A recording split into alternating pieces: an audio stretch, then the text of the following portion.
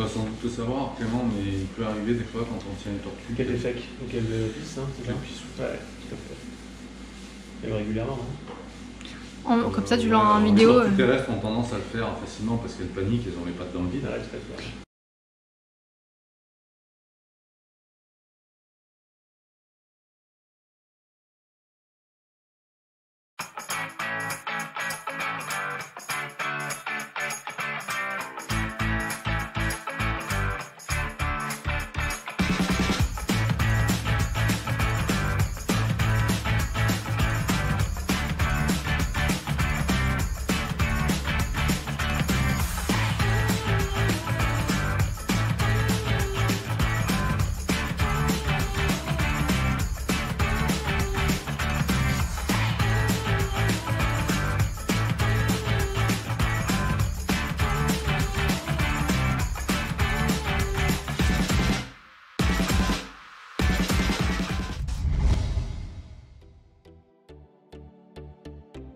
Fanny, tu nous accueilles aujourd'hui, du coup, on est donc à Paddy Park, dans les cuisines, j'ai envie de dire, un petit peu dans les coulisses, puisque, bah, évidemment, avec, quand on gère comme ça un parc animalier, eh bien... on a besoin d'avoir les cuisines. De beaucoup de nourriture. C'est ça.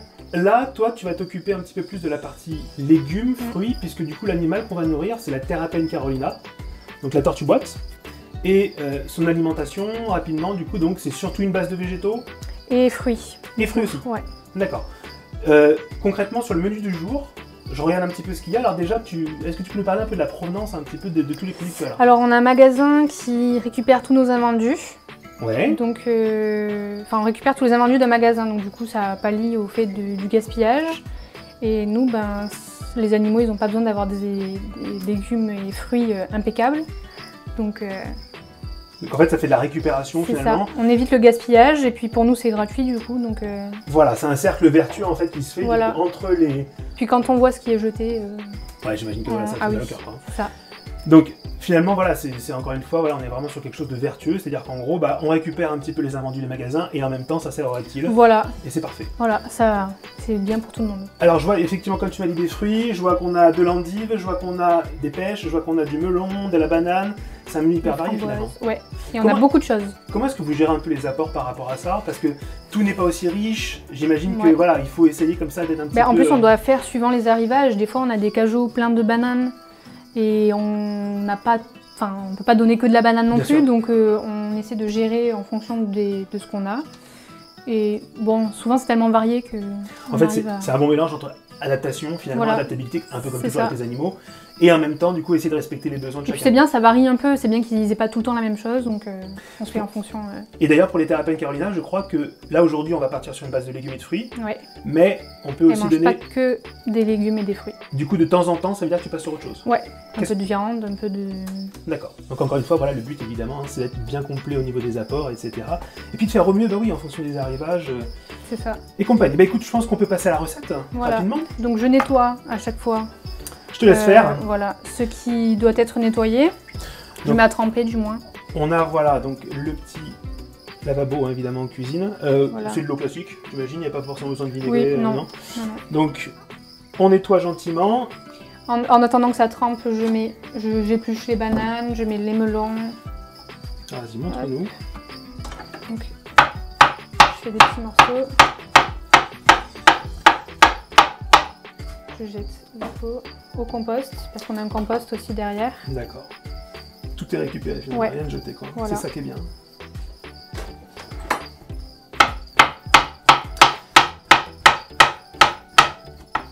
Alors, les Terrapene Carolina, du coup, au niveau de la fréquence de nourrissage, on est sur... tous les jours, après, elle se gère elle-même.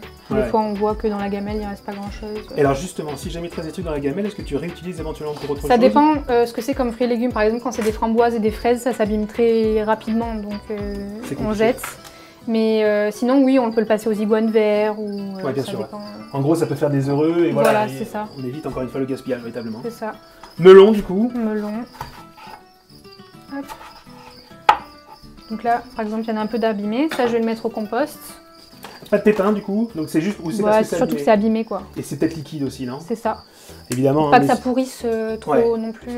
Et puis j'imagine qu'il y a aussi la question de la digestion des animaux aussi, C'est un ça. peu les diarrhées, les choses comme C'est ça. ça, donc on évite. ça peut être Tout ce problématique. qui est abîmé, on enlève.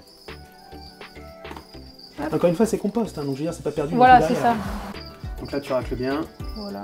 Au niveau de la taille, du coup, il y a des morceaux, enfin, c'est un truc qui est... Ça dépend de la taille des bêtes en fait. Par exemple, Ouais. les sulcata, on va couper plus grossier parce qu'on sait qu'elles vont, Ouais, enfin, elles vont manger. Mais pour les terrapènes, on racle un peu plus. voilà, on n'est pas sur la même taille hein, aussi, l'animal. Voilà, évidemment. c'est ça. Là, ça prend un Est-ce peu qu'il de faut que temps. ce des soit donné fois. après dans l'immédiat? Ou est-ce que c'est quelque chose que Bah, tu ça peux dépend attendre aussi des fruits et légumes quoi. Dans l'idéal, comme on les fait. Bah, par exemple, quand on a du monde, si je les prépare le matin, je les donne dans la journée. C'est toujours dans la journée de toute façon si je Bien les sûr. prépare. Ouais. Tu sais que là, j'ai l'impression d'être dans les émissions culinaires de Télématin ou je sais pas quoi, tu vois. Donc, la petite pêche, Voilà.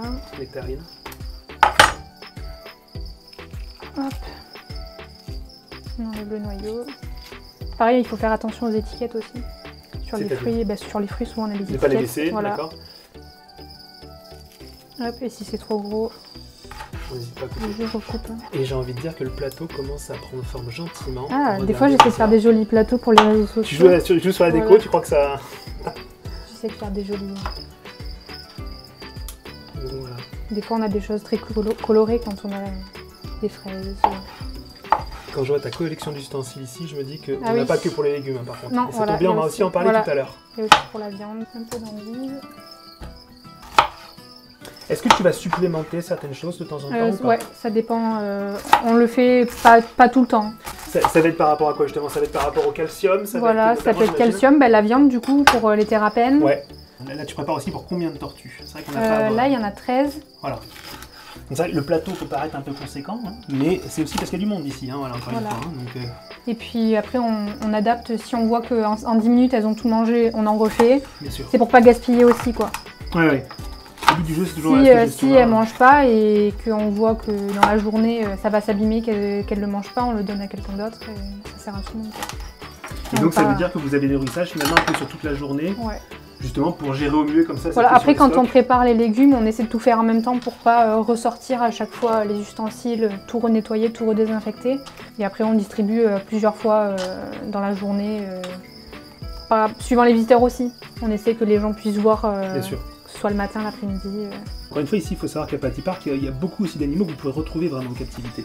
Et c'est vrai qu'il y a énormément d'idées reçues, des fois, sur l'alimentation, ou sur certaines espèces qu'on a du mal, des fois, un Oui. petit peu à nourrir, où il y a un peu des légendes, j'ai envie de dire, un peu Ça. là-dessus. Et La ici, tortue qui vraiment, mange de la salade. par exemple, voilà, la laitue, alors qu'en fait, bon, c'est il n'y clairement... a on pas est- que ça. Déjà, il n'y a pas que ça, puis en plus de ça, si jamais vous nourrissez vraiment qu'avec ça, vous pouvez même rencontrer des problèmes sur certaines espèces. Donc, la chose, c'est voilà, ici, vous avez l'occasion, vous voyez, de pouvoir discuter, de pouvoir assister à des nourrissages, de pouvoir, eh bien, justement, voir concrètement un petit peu ce que des professionnels font. Et bien voilà, ça change tout, et comme ça, après, vous partez avec des bonnes habitudes, quoi. Hein. On a le plateau qui est terminé. Donc, je te laisse le montrer, du coup, voilà, un tout petit peu à la caméra. Alors voilà, le côté esthétique, C'est ça. comme on a dit. Pour que tout le monde en ait en plus et que ce soit pas celle qui soit ici qui ait des framboises et les autres non. Et donc là, clairement, on est donc sur voilà, un plateau riche. Vous voyez. Et après, demain, elles auront autre chose, suivant les arrivages aussi. Vous êtes livré tous les combien, du coup? Tous les mardis et tous les vendredis. Ok. Eh bien, écoutez, voilà, ça y est. On a donc notre petit plateau qui est prêt, avec donc toutes ces bonnes choses, encore une fois, voilà, qu'on a vues, toute cette préparation. Ben, ce que je vous propose maintenant, c'est qu'on va aller suivre Fanny, et puis on va aller justement donner à nos fameuses terrapènes. C'est ça. Et bah voilà, ça va être parti pour le premier repas de la journée ici à Patty Park. Ouais. Je te laisse officier. Merci. Et moi, je te suis.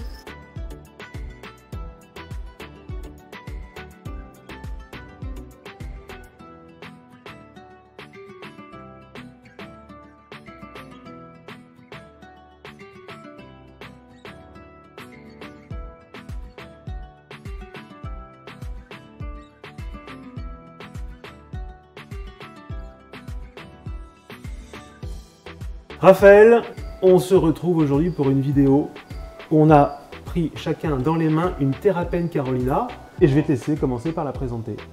En fait, la Terrapène Carolina, c'est ce qu'on appelle une tortue boîte.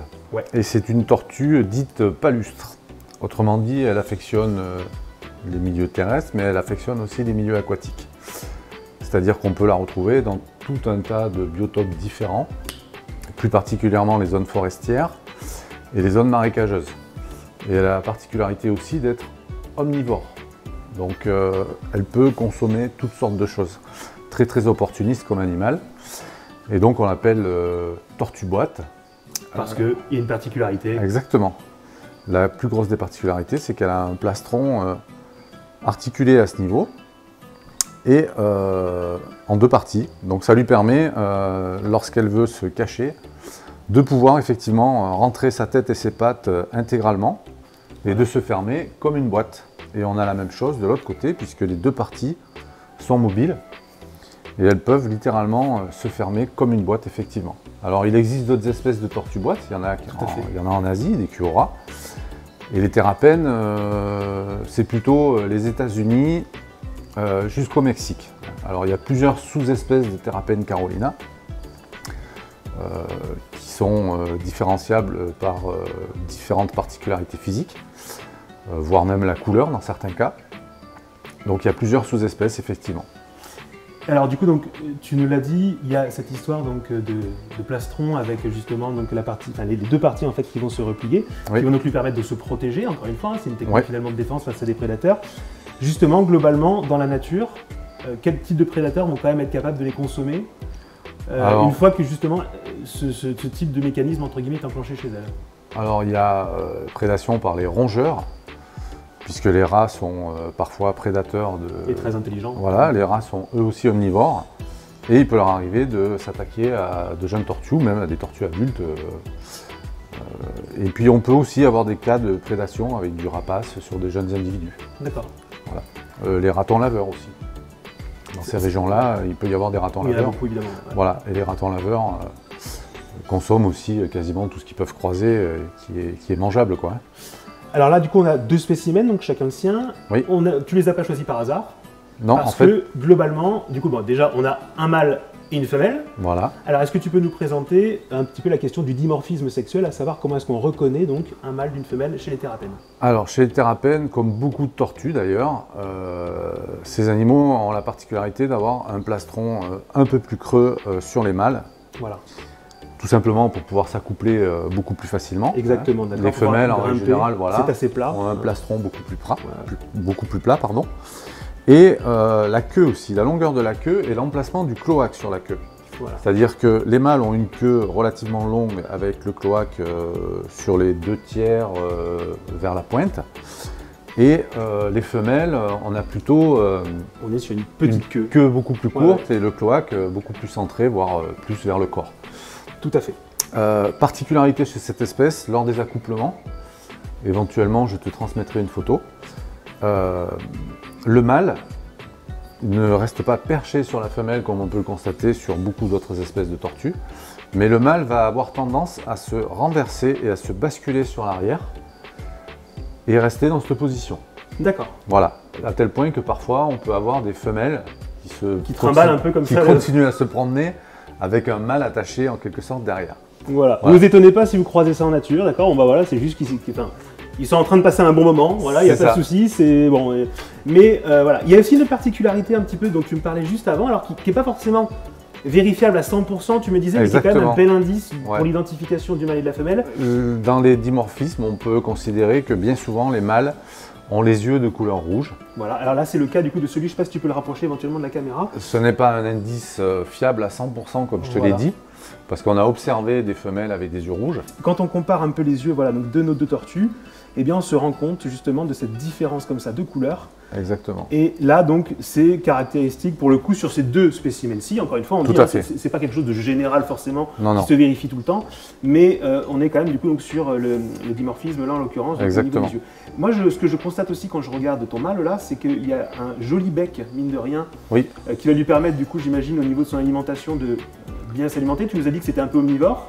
complètement omnivore, c'est-à-dire que c'est des animaux, encore une fois, relativement opportunistes et qui vont se nourrir de toutes sortes de choses. Alors, des fruits, des légumes. Ici à Padira, globalement, le menu. que vous Alors, privilégiez- menu type, c'est fruits, légumes. On leur propose aussi des vers, donc ça peut être des vers de terre, ça peut être des moriots, ça peut être des escargots, ça peut être de temps en temps des souriceaux. Ouais. Il n'y a aucun problème, voire même du poisson. Alors poisson d'eau douce, hein, encore une fois, toi Bien qui sûr. es spécialiste des tamnophyses, tu sais C'est des questions voilà, sur la ce B1, que peuvent sur la engendrer, thiaminase, etc. exactement, Voilà, ce que on est peuvent sur ces engendrer tous problèmes-là, les problèmes de thiamine et de thiaminase. Il y a d'ailleurs une vidéo sur mon petit Python si vous voulez en savoir plus hein, sur la vitamine B1, l'importance que ça peut avoir évidemment par rapport à beaucoup de reptiles Voilà. qui sont réputés avoir une alimentation notamment un peu piscivore. Il faut se renseigner sur ces questions et donc ça peut être intéressant aussi de le Ouais. faire quand on a des terrapènes. Donc les poissons qu'on peut leur proposer en priorité, on va partir sur du gardon, du verron, du goujon, de la truite, des Exactement. choses, voilà, tout ce qu'il y a de plus classique. Et vous retrouvez aussi des vidéos voilà, sur ces poissons-là finalement données sur la chaîne et ça vous donnera une petite liste et tous les poissons que tu mentionnes, à l'exception du goujon, ont été montrés sur mon petit Python. On peut leur donner aussi du verre type tête de ruche, mais de temps en temps, parce que la C'est tête de très ruche est riche. relativement grasse. On peut leur donner des worms, donc des larves d'Hermetia educens, qui sont très intéressantes au niveau apport phosphore-calcium. Donc tout ce genre de choses, elles vont le consommer sans aucun problème. Et encore une fois, nous, elles ont une installation qui leur permet d'être à l'intérieur quand il fait vraiment des températures basses et de pouvoir se promener en extérieur. Et en extérieur, on a fait différentes zones, c'est légèrement vallonné, il y a des cachettes, il y a des zones arbustives et des petits bassins. Et ça leur permet donc, même, on a beaucoup d'escargots ici. Et il n'est pas rare, directement. exactement, il n'est pas rare qu'elles consomment des petits gris sans aucun problème d'elles-mêmes, quoi. Moi, ce que j'aimerais aussi qu'on aborde, c'est là, tu vois, la mienne, elle est en train de bouger un petit peu dans la main. Oui, On sent des pattes qui sont, comme chez les tortues de terre, Ouais. hein, assez puissantes avec les griffes. Oui. Est-ce que c'est une tortue qui va t'amener à creuser? Tout Est-ce à que fait. c'est- Voilà. tout à fait. Justement, dans la nature, par ce temps un petit peu maussade, et il leur arrive régulièrement de creuser pour Se mettre à l'abri. exactement, pour éviter de subir les températures. Et est-ce que c'est une tortue aussi qui va t'amener à hiberner? Alors, elles subissent, en fonction des régions où elles vivent, des baisses de température. Donc, on ne peut pas parler d'hivernage à proprement dit, mais on peut considérer que dans certaines régions, elles peuvent rester 2-3 mois sans activité, Oui, voilà. totalement enterrées. Il y a d'autres régions où elles vont continuer à avoir une activité, mais vraiment une activité réduite, parce que c'est juste une question de température qui baisse légèrement. Donc on ne peut pas parler d'hivernage à proprement dit, mais plutôt d'un espèce de repos dans ces périodes-là, quoi. Mais oui, nous, il est fort probable que c'est des animaux qu'on a depuis très peu, mais il est fort probable que l'hiver, on les fasse descendre à une dizaine de degrés, 10-12 degrés. Histoire de respecter ce cycle naturel. Exactement, et qu'elles aient donc un pseudo-hivernage, voire un hivernage pendant ce laps de temps. Encore une fois, on le répète, hein, c'est l'hivernation, effectivement, comme tu dis. On parle de brumation, si on parle de plein de termes comme ça. Ouais. C'est des choses qui sont naturelles chez beaucoup de reptiles. C'est vrai que c'est des choses, on a du mal des fois, qu'on a du mal à envisager en captivité parce qu'on se dit, ah là là, on pense tout de suite lampe chauffante, on pense tout de suite UVB quand on pense aux reptiles. Il y a aussi des besoins, des fois, sur certains reptiles plus nordiques. Et bien, Ça justement, fait partie de leur métabolisme, hein. Exactement. Elles l'ont en elles, et si on ne recrée pas ces conditions, en fait, on va à l'encontre de leur bonne santé quelque part. Et peut-être de la repro aussi, non, du coup Aussi, dans certains cas, on peut cycler les animaux. Il y a beaucoup d'espèces qui se reproduisent justement suite En fonction de cette période de ce cyclage. Et c'est très important, hein. On pourra aborder le sujet pour d'autres espèces, mais il est vrai que toutes les tortues qui font un hivernage dans la nature, il faut recréer ces conditions-là dès la naissance. Il Ouais. ne faut pas s'amuser à dire, voilà, je vais la faire hiverner dans 3-4 ans. Exactement, c'est-à-dire qu'au début on se dit ah, elles sont petites, elles sont fragiles, Bah c'est non. souvent le réflexe qu'il y a, mais en fait dans la nature, le côté petit, fragile, en fait ça n'existe pas. C'est-à-dire qu'enfin, c'est des tortues qui ont un besoin là-dessus, et du coup ça veut dire, voilà, encore une fois, il faut essayer de le respecter, il faut essayer de leur apporter ce dont elles ont besoin. Tout à Et fait. même si jamais on se dit, tiens, parce que on comprend un petit peu aussi la personne qui se dit j'ai investi une certaine somme dans une tortue, je me suis attaché, Ouais. et quelque part la mettre dans des conditions qui me semblent pas adéquates pour un reptile. Non, non, justement, c'est adéquat et elles sont faites pour ça, Tout à fait. naturellement parlant, Ouais. et c'est plutôt au contraire en leur enlevant ce côté-là que vous allez les pénaliser qu'autre chose. Et puis dans beaucoup de cas, on a de la casse. Exactement, D'ailleurs, on a des animaux qui meurent parce qu'on n'a pas respecté leur cycle naturel. tout à fait. J'avais lu une étude il y a quelques années sur les testudo hermanni, et on avait quasiment 40% de décès la première année sur des individus qui n'avaient pas fait d'hivernage, quoi. Ouais, tout à fait. Moi, je sais que sur la reproduction, par exemple, aussi, ça joue énormément. Tout à fait, Sur le nombre de petits, sur voilà, les femelles. Exactement. Encore une fois, c'est un cycle naturel. tout à fait. Du coup, on a abordé la on voit reproduction. très bien la différence des queues, là, si on les met. Ouais, si on les met un peu côte à côte, Ouais. on va peut-être même pouvoir. Voilà. Bah, il l'a rentré. C'est toujours comme ça que ça se passe. C'est ça. Au niveau du coup justement donc, de cette reproduction, donc on a évoqué un peu l'accouplement. Oui. Comment est-ce que ça va se passer derrière? Globalement, est-ce que tu peux nous décrire un peu le processus? Est-ce que c'est ovovivipare? Est-ce que c'est vivipare? Alors, Est-ce que c'est- voilà. comme toutes les tortues, elles sont ovipares. Voilà. Et Donc en on fait, va rappeler un ovipare donc qui... qui pondent des œufs. Exactement. Alors chez les tortues, ce sont des œufs calcifiés, hein, c'est pas comme chez les ophidiens ou chez beaucoup de sauriens. À propos de calcifier, on a filmé la ponte du coup donc des tortues sulcata à titre d'exemple que vous retrouvez évidemment en vidéo. Je vous mets le lien quand voilà ici normalement. Comme on se trompe toujours, ce sera forcément par là. Mais vas-y, donc je te laisse. Donc œufs calcifiés également. Donc. Ouais, donc des œufs durs qui sont ronds ou ovales en fonction des espèces. Et donc la femelle en règle générale cherche un site de ponte approprié. C'est-à-dire qu'elle va passer plusieurs jours à chercher dans son enclos un endroit propice à un bon développement de ces fameux œufs, quoi. Donc en règle générale, elles choisissent un endroit approprié, donc chaud et humide, avec une bonne exposition solaire. Et notre femelle va donc commencer à creuser avec ses pattes arrière pour essayer de trouver ce...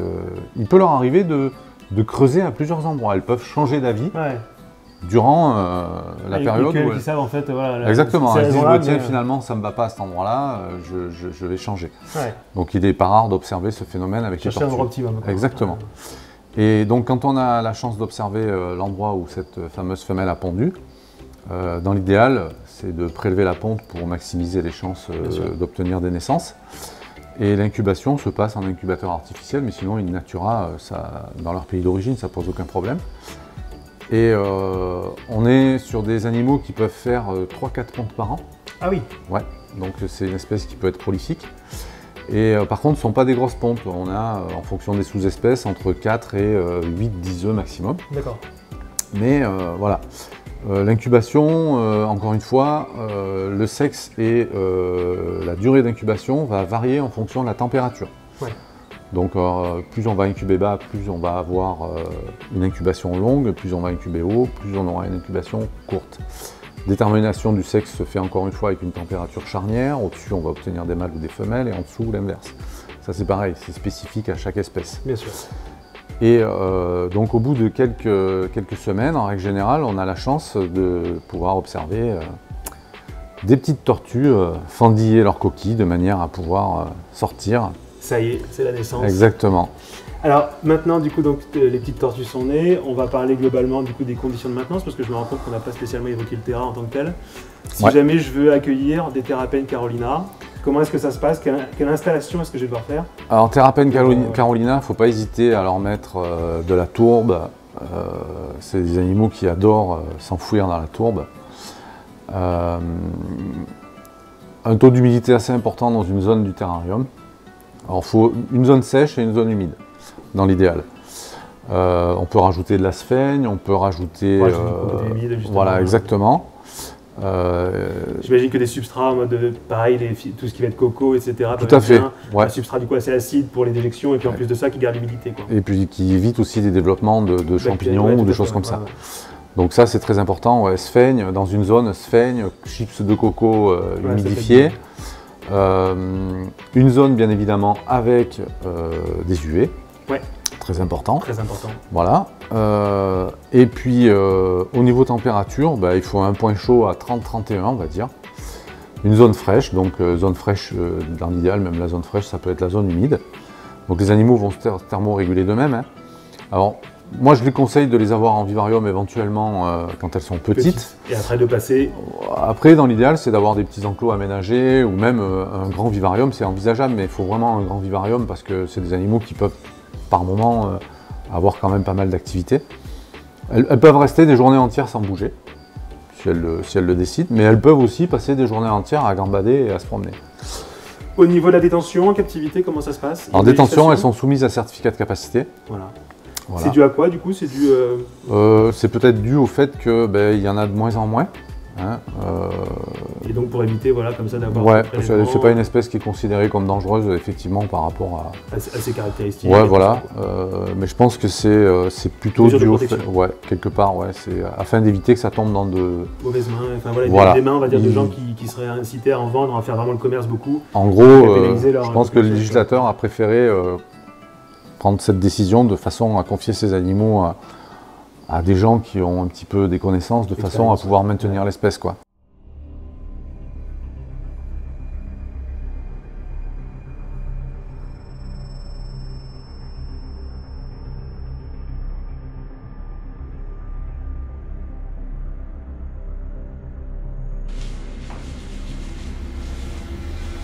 Tu dois sans doute le savoir, Clément, mais il peut arriver des fois quand on tient les tortues. Qu'elle est sec, qu'elle pisse, c'est ça? Ouais, tout à fait. Et régulièrement, hein. Comme ça, tu l'as en vidéo. Les terrestres ont tendance à le faire facilement parce qu'elles paniquent, elles ont les pattes dans le vide. Ouais, tout à fait. Alors il faut faire très attention quand on fait acquisition de Terrapene carolina. Comme tout à l'heure je vous l'ai dit, il y a plusieurs sous-espèces.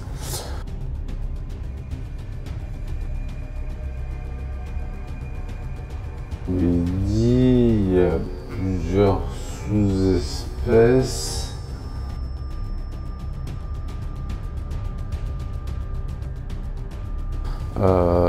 Faut bien se renseigner sur la sous-espèce qu'on a, de façon à éviter de créer des intergrades, puisqu'on peut avoir des sous-espèces qui s'accouplent et qui se reproduisent. Donc quand tu parles d'intergrade, on va parler d'hybridation aussi, c'est-à-dire en gros c'est... Alors l'hybridation, c'est deux espèces différentes.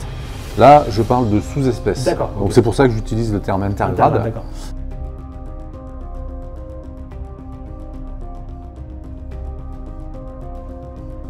Parce que pour moi, c'est différent quand même. Ouais. Mais il n'est pas rare de trouver justement des mélanges de sous-espèces en Ouais, quelque bien sûr. sorte.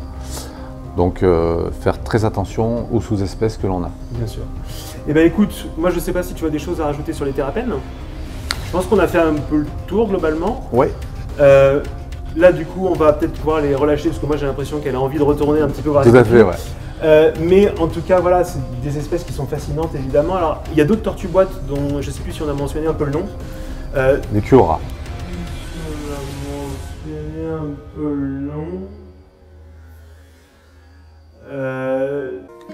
Hello, darkness, my old friend. Les Kuora. Qui est en train voilà, de me... Là du coup je viens de me prendre le C'est petit ça. baptême du feu. Exactement. On l'a relâché un tout petit poil trop tard. Ouais. Voilà, ça c'est une des choses, voilà, quand vous tenez voilà, les tortues comme ça, bah oui, des fois elles ont tendance à déféquer ou à uriner. Bref, voilà, je savais que ça allait me tomber dessus, je le sentais venir depuis tout à Exactement, l'heure.